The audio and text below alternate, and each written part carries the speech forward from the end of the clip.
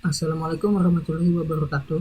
Perkenalkan, nama saya Muhammad Ilham Piyatama. Pada kesempatan kali ini akan mempresentasikan proposal tugas akhir yang berjudul Pengenalan pola tulisan tangan aksara Bima dengan menggunakan metode ekstraksi ciri local binary pattern, metode reduksi data ciri K support vektor garis network, dan metode klasifikasi K garis network. Ada 3 topik pembahasan utama pada kesempatan kali ini. Di antaranya adalah pendahuluan, tinjauan pustaka dan dasar teori, dan metodologi penelitian. Latar belakangnya, Indonesia merupakan negara kepulauan dengan berbagai macam suku dan budaya. Setiap suku memiliki berbagai jenis bahasa dan aksara yang berbeda-beda. Salah satu suku yang ada di Indonesia adalah suku Bojo atau suku Bima. Suku Bojo ini memiliki sistem penulisan aksara yang biasa disebut dengan aksara Bojo atau aksara Bima. Aksara Bima mulai dikenalkan kepada masyarakat pada jenjang sekolah dasar di daerah tersebut yang dimuat dalam mata pelajaran muatan lokal. Setelah menyelesaikan jenjang studi sekolah dasar, aksara Bima tidak ada lagi di dalam mata pelajaran. Berdasarkan hasil survei yang telah dilakukan terhadap 87 orang yang memiliki rentang usia dari 17 tahun hingga 38 tahun, 81 orang diantaranya adalah orang yang berasal dari Bima. Dari 81 orang tersebut didapatkan hasil bahwa 45,7% belum menyadari keberadaan aksara Bima dan 48,1% diantaranya belum pernah mempelajari aksara Bima. Dari hasil tersebut, hampir setengah responden belum menyadari bahkan belum pernah mempelajari aksara Bima. Terdapat beberapa penelitian yang sudah pernah dilakukan beberapa tahun belakangan ini, diantaranya yang pertama, perbandingan KSPNN dengan decision tree dan FBS. Pada penelitian tersebut berfokus pada waktu dan akurasi prediksi yang menyimpulkan bahwa KSPNN dapat memberikan akurasi yang lebih tinggi dibandingkan dengan decision tree dan FBS, namun waktu yang dibutuhkan lebih lama dibandingkan decision tree dan FBS. Yang kedua, pengenalan aksara Bali menggunakan local binary pattern dengan membandingkan antara metode KNN dan SVM, yang menyimpulkan bahwa KNN adalah metode yang terbaik dengan akurasi 74,6%. Yang ketiga, pengenalan angka tulisan tangan menggunakan local binary pattern variance KNN dan dataset dari Manis Database menghasilkan akurasi sebesar 89,81%. Yang keempat, pengenalan karakter Jawa dengan LBP dan KNN menghasilkan akurasi 82,5%. Yang kelima, pengenalan karakter tulisan tangan dengan ICZ, ZCZ, KSPNN, dan KNN menghasilkan akurasi 85,81% dengan menggunakan KSPNN. Berdasarkan latar belakang yang telah dipaparkan, penulis mengajukan penelitian untuk merancang sebuah model pembelajaran mesin untuk mengenali pola tulisan tangan aksara Bima menggunakan metode LBP untuk ekstraksi ciri, metode KSPNN untuk mereduksi data latih, dan klasifikasi menggunakan KNN. Aksara Bima yang digunakan pada penelitian ini hanya 22 karakter dari 25 karakter, dikarenakan ada 3 karakter yang memiliki kesamaan bentuk tulisan. Penelitian ini juga menggunakan kertas dan ballpoint dengan ukuran yang sama sebagai sarana untuk meminta dataset dari responden. Tujuan dari penelitian ini adalah untuk mengetahui performa pengenalan pola tulisan tangan aksara Bima dengan menggunakan metode ekstraksi ciri local binary pattern, metode reduksi K supervector nearest network, dan metode klasifikasi K nearest network. Manfaat yang didapat bagi penulis adalah dapat menerapkan dan menambah pengetahuan dalam bidang pengenalan pola, dan bagi pembaca dapat mengetahui performa penggunaan metode ekstraksi ciri local binary pattern, metode reduksi K supervector nearest network, dan metode klasifikasi K nearest network, sehingga bisa digunakan sebagai benchmark untuk penelitian selanjutnya. Selanjutnya adalah tinjauan pustaka. Sebelumnya telah dilakukan beberapa penelitian terkait dengan tulisan tangan aksara, huruf, dan angka. Penelitian tersebut mencakup aksara Jawa, aksara Bali, aksara Lampung, angka Bangla, tulisan Arab, dan huruf.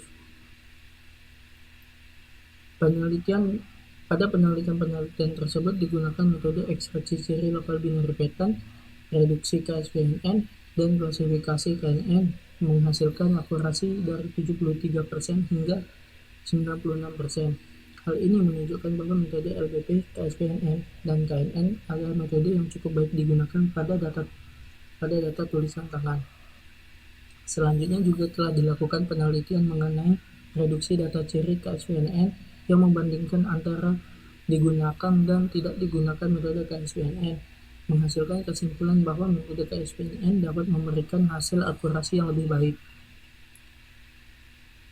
Penelitian sebelumnya juga telah dilakukan untuk membandingkan metode KSVNN dengan decision tree dan RBS, menghasilkan kesimpulan bahwa penggunaan metode KSVNN dapat mengurangi waktu pelatihan sebesar 15 hingga 80% dan mengurangi akurasi sebesar 0 hingga 4,76%. Hal ini menunjukkan bahwa metode KSVNN dapat mempengaruhi waktu dan akurasi.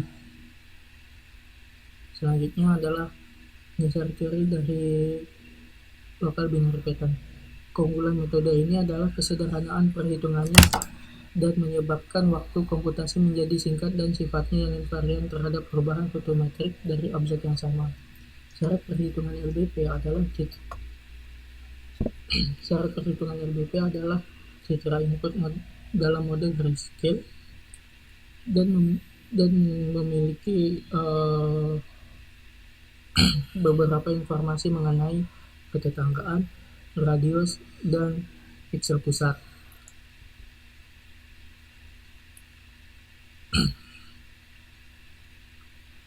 Untuk rumus dari metode LBP adalah LBP di mana titik pusat dan radius dengan titik pusat yang berada di koordinat X dan Y sama dengan sigma P sama dengan 0 hingga P-1, P besar dengan 1 dengan nilai SF dikali dengan 2 pangkat P, di mana SF adalah hasil thresholding dari nilai F, yang dimana F ini adalah selisih dari piksel tetangga dikurangi dengan piksel pusat. Nilai SF sendiri bergantung terhadap nilai F, yang apabila nilai F-nya lebih besar sama dengan 0, maka nilai SF-nya bernilai 1. Jika sebaliknya, maka SF bernilai 0. Contoh perhitungan sebagai berikut diketahui. Window sebesar 3x3 dengan piksel pusat bernilai 4 dan jumlah piksel tetangga 9. Pada proses perhitungan LBP, dihitung selisih dari piksel tetangga 1/1 dengan piksel pusat dan mempangkatkan angka 2 dengan urutan piksel tetangga dimulai dari angka 0. Setelah itu dilakukan thresholding berdasarkan rumus yang telah dipaparkan sebelumnya, sehingga hasil yang didapatkan adalah 203. Hasil tersebut akan menjadi nilai baru piksel pusat. Metode ini selanjutnya metode K-supervector dan snackboard. Metode ini digunakan untuk mereduksi dan mengurangi data latih yang dapat mengakibatkan berkurangnya beban sistem pada tahap pelatihan sehingga dapat mempercepat proses pelatihan yang akan dilakukan. Untuk rumusnya sendiri, untuk proses perhitungannya, langkah pertama yang dilakukan adalah menentukan nilai VIK, di mana untuk dapat menentukan nilai VIK sendiri, yang pertama adalah dilakukan menentukan data tetangganya seberapa banyak dengan menggunakan sama seperti metode KNN. Lalu menghitung jumlah tetangga yang memiliki kesamaan kelas data dengan rumus VIK sama dengan sigma J sama dengan I hingga N, dengan nilai I besar IKJ, di mana N itu adalah jumlah pemanggilan tetangga terdekat. Nilai IKJ dinaikkan 1 jika kelas data ke J sama dengan kelas data ke I. Namun sebaliknya, jika kelas data ke J tidak sama dengan kelas data ke I, maka nilai IKJ nilai I selain IKJ dinaikkan 1 jika kelas data dinaikkan 1. K di sini dimaksudkan adalah kelas datanya. Jadi jika kelas data ke J tidak sama dengan kelas data ke I, semua data yang di luar dari kelas tersebut akan dinaikkan nilainya 1. Selanjutnya dilakukan normalisasi nilai VIK. Proses normalisasinya yang dilakukan adalah dengan rumus VI norm K sama dengan nilai VIK-nya dibagi dengan sigma K sama dengan 1 hingga C VIK.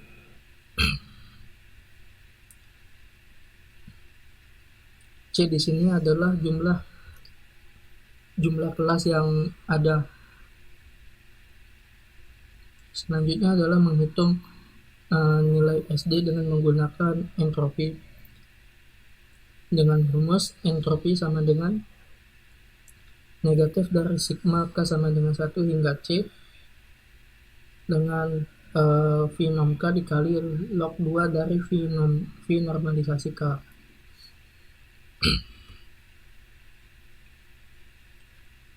Untuk selanjutnya, dasar teori dari Canary Network. Cara kerjanya sendiri, yang pertama menentukan nilai K yang merupakan nilai ketetanggaan.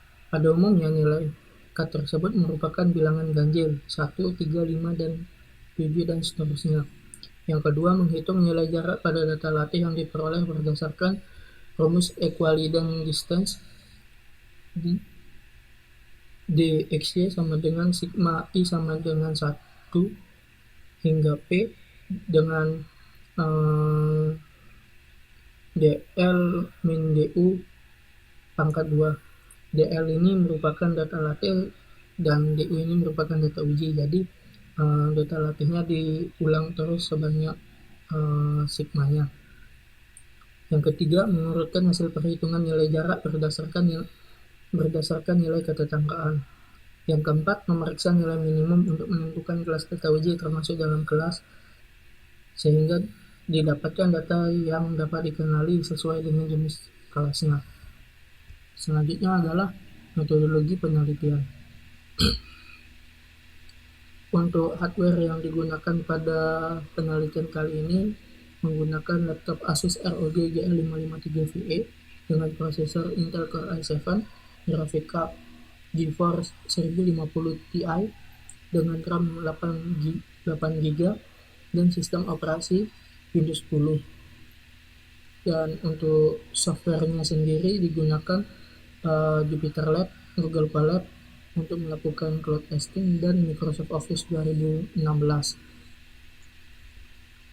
Untuk bahan penelitiannya menggunakan data tulisan tangan seperti di gambar. Masing-masing karakter ditulis oleh responden sebanyak 12 kali. Selanjutnya adalah rancangan penelitian. Rancangan penelitian dilakukan pertama kali adalah studi literatur, selanjutnya pengumpulan data sampel, pengembangan sistem, pengujian sistem, dan pembuatan laporan. Untuk rancangan algoritmanya sendiri, yang pertama dilakukan pelatihan dengan menginputkan citra latih, lalu dilakukan pre-processing, lalu diekstraksi ciri menggunakan metode LBP, dan dilakukan pelatihan menggunakan KNN. Hasil dari pelatihan tersebut disimpan ke dalam database. Selanjutnya dilakukan tahap pengujian.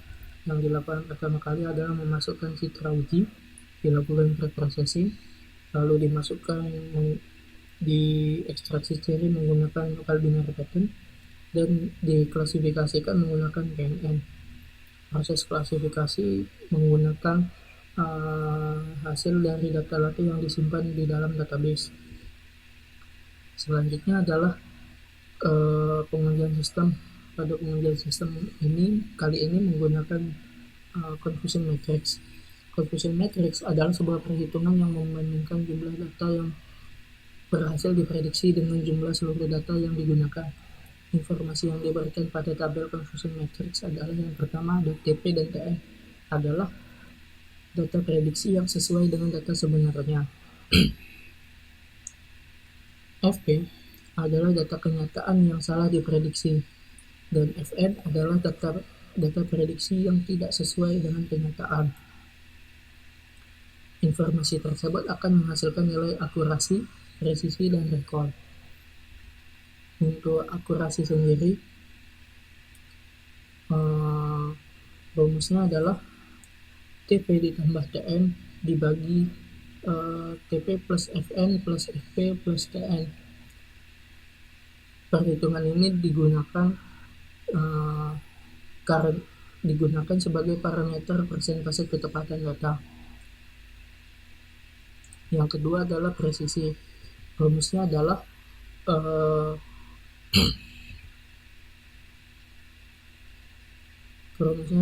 TP dibagi TP per FP.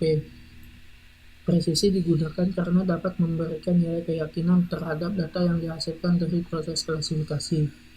Selanjutnya, recall. Rumusnya sendiri TP dibagi TP plus FN. Recall digunakan karena dapat memberikan nilai toleransi kesalahan yang diterima. Semakin tinggi nilai presisi dan semakin kecil nilai recall, maka model yang dibuat dapat dikatakan dalam kondisi baik. Contoh confusion matrix dengan 3 kelas. Dari contoh tersebut didapatkan hasil akurasi 62%, presisi 56%, dan recall 58%. Dari hasil tersebut dapat disimpulkan bahwa model yang dicontohkan tidak baik karena tingkat akurasi tidak cukup tinggi dan tingkat kegagalan prediksi lebih tinggi dari ketepatan prediksi untuk data klasternya.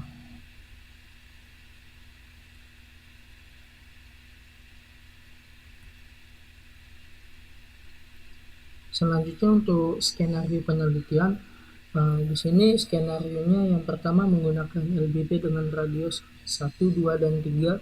Lalu untuk prediksinya, skenario-nya penggunaan reduksi dan tanpa penggunaan reduksi. Untuk klasifikasinya menggunakan KNN dengan nilai K 3, 5, dan 7. Pada penggunaan metode reduksi ini nilai K-nya disesuaikan dengan nilai K yang ada pada metode klasifikasi, sehingga total yang didapatkan adalah 18 skenario. Sekian dari saya, kurang lebihnya mohon maaf. Terima kasih banyak.